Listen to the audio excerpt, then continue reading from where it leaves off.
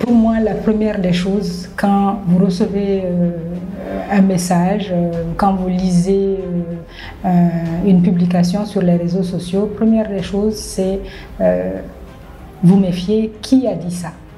Il y a souvent sur Facebook, vous pouvez lire des publications, vous ne savez pas d'où ça vient, et si vous prêtez attention, vous voyez que ça a été copié ailleurs, collé sur le mur qu'il a publié, ou alors ça a simplement été partagé. Mais en remontant à l'origine, on va dire, ou à la source de ce qui a été partagé, on peut savoir, est-ce que souvent on peut tomber dans le panneau alors que c'est des choses qui ont été publiées juste pour faire rire ou pour amuser et pas pour dire que c'est vrai. Donc la première des postures, c'est se demander qui a dit ça. Et une fois qu'on réussit à remonter à la personne qui l'a dit, on peut savoir si la personne est crédible ou le compte est crédible, ou si c'est pour amuser la galerie, ou si c'est pour taquiner.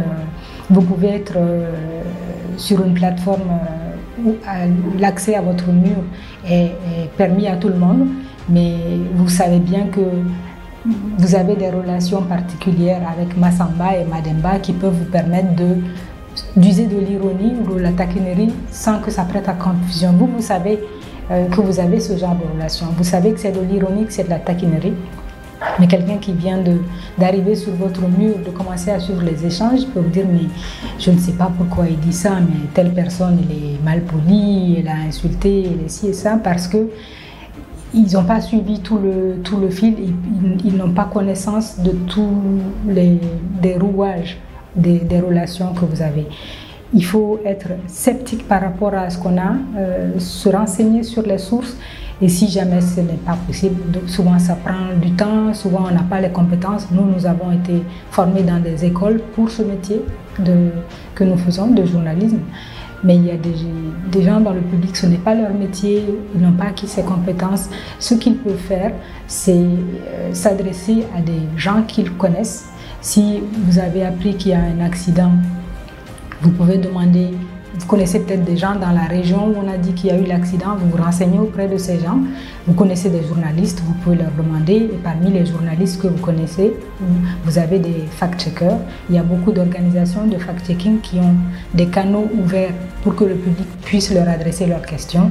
Donc, soit vous les appelez, si vous avez leur numéro de téléphone, vous leur envoyez des messages sur les réseaux sociaux. Généralement, beaucoup de ces organisations ou structures de fact-checking sont sur les réseaux sociaux. Vous pouvez les saisir.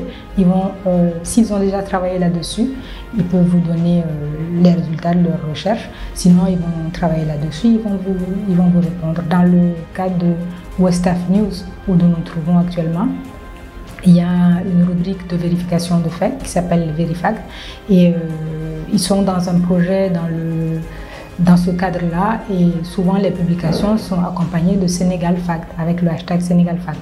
Si vous avez des doutes, vous pouvez faire la recherche en ligne avec hashtag Sénégal Fact. Si ça apparaît et que vous tombez sur ça, vous pouvez être sûr que le travail de recherche a été fait, de vérification a été fait. Vous pouvez vous fier à cela, mais toujours, premier réflexe, le doute.